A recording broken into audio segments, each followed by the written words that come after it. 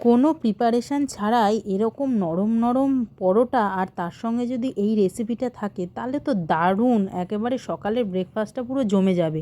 তো দেখো আমি কি বানিয়েছিলাম, প্রথমে বানিয়েছি আলুর পরোটাটা। তার জন্য আলুটাকে আমি সেদ্ধ করতে বসিয়ে দিয়েছি। এবার দেখো আমি কিছুটা পনির, মানে যেটা যেমন হয় চৌকো চৌকো করে কেটে তার সঙ্গে কিছুটা ক্যাপসিকাম, পেঁয়াজ আর রসুন কেটে নিয়েছি। এবার কিছুটা রসুন আর একটা লঙ্কা দিয়ে, তোমরা যেমন পরিমাণ ঝাল খাবে সেরকম দিয়ে একটু আগে থেতো করে নিয়েছি। নিয়ে এবার দেখো কড়াইয়ে ভালো করে একটু সাদা তেল গরম করে নিয়েছি। নিয়ে তার মধ্যে ওই রসুন আর কাঁচা লঙ্কাটা দিয়ে সামান্য একটু নাড়াচাড়া করে তার মধ্যে পেঁয়াজ আর ক্যাপসিকামটা দিয়ে দিলাম। দিয়ে সেটাও একটু ভালো করে সামান্য নাড়াচাড়া করতে হবে। দেখো এই দেখো আমি যেভাবে করছি তোমরাও ঠিক সেভাবেই করবে। একটুখানি নাড়াচাড়া করে তারপরে পনিরগুলোকে দিয়ে দেবো। পনিরগুলো বেশি ভাজলে কিন্তু ভালো লাগবে না, সেই জন্য আমি প্রথমে ভেজে নিইনি। আমি পেঁয়াজের সাথেই পনিরগুলোকে দিলাম। দিয়ে দেখো বেশিক্ষণ নাড়াচাড়া করব না, জাস্ট হালকা করে একটু নাড়াচাড়া করে নেব। নিয়ে তারপরে এবার একটা সস বানিয়ে নেব। সসটা দেখো আমি কিছুটা টমেটো সস দিচ্ছি আর তার সঙ্গে দিচ্ছি কিছুটা চিলি সস। দুটো সস একসঙ্গে নিয়ে নেব। নিয়ে তার মধ্যে একটু কিছুটা অল্প একটু পরিমাণে জল দেবো। জল দিয়ে ভালো করে মিশ্রণটাকে বানিয়ে রেখে দেবো। এই যে এইভাবে বানিয়ে রেখে দিলাম। দিয়ে এবার দেখো আমার হালকা করে এগুলো মোটামুটি একটু ভাজা হয়ে গেছে। তার মধ্যে সামান্য একটু লবণ দিয়ে নাড়াচাড়া করে ওই সসটা ঢেলে দিলাম। দিয়ে দেখো একদম মানে খুব চটজলদি হয়ে যায়। দেখো কিছুটা নাড়াচাড়া করে গ্যাসটা একটু সিমে করে দিয়ে একটু ফুটতে দিয়ে দিলাম। এই দেখো দারুণ আমার চিলি পনির তৈরি হয়ে গেল। এবার এটাকে ঢেলে আমি আলাদা করে রেখে দিলাম। এবার পরোটা বানানোর পালা।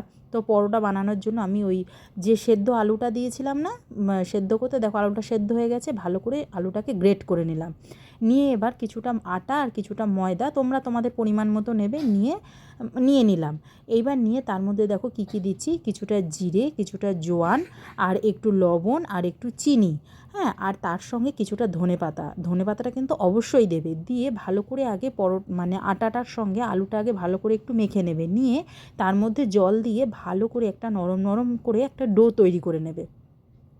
খুব দারুণ হয় আর দারুণ নরম হয় পরোটাটা, দারুণ টেস্টিও হয়। তো দেখো আমি ডোগুলো আস্তে আস্তে কেটে নিয়েছি। আর ডোগুলো না যতটা তুমি পাতলা করে বেলবে পরোটাগুলো খেতে ততটাই টেস্টি হবে। এইবার দেখো আমি আস্তে আস্তে বেলে নিয়েছি। আর যতটা ঠেসে ঠেসে বেলবে তো পরোটাগুলো দেখবে আস্তে আস্তে বেলতেও কোনো সমস্যা হচ্ছে না আর ভাজতেও কোনো সমস্যা হচ্ছে না, খুব সুন্দর বেলা হয়ে যাবে। দেখো আমি আস্তে আস্তে সব পরোটাগুলো বেলে নিয়েছিলাম। আর এই পরোটার মধ্যে যখন তুমি খাবে এই যে একটা ধনেপাতার ফ্লেভার মুখে পড়বে, তার সঙ্গে জোয়ান, জিরে, মানে একটা আলাদাই স্বাদ এই পরোটাটার। আমি যেরকম যেরকম ইনগ্রেডিয়েন্টসগুলো দিয়েছি তোমরাও ঠিক এরকমই দেবে। দেখো আমি সাদা তেল দিয়ে ভালো করে এদিক ওদিক করে ভেজে নিয়েছিলাম লাল লাল করে। তোমরা কিন্তু ঘি বা বাটার যে কোনো কিছু দিয়ে করতে পারো।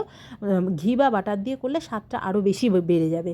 তো যাই হোক দেখো আমি লাল লাল করে পরোটাটা করে নিয়েছিলাম। এইবার দেখো পরোটাটা এই যে আমি দেখাচ্ছিলাম কতটা নরম হয়েছে আর তেমন সফট আর তেমন সুন্দর স্বাদ। তো আমি চিলি পনিরের সঙ্গে পরিবেশন করেছিলাম। কেমন লাগলো ভিডিওটা অবশ্যই জানিও।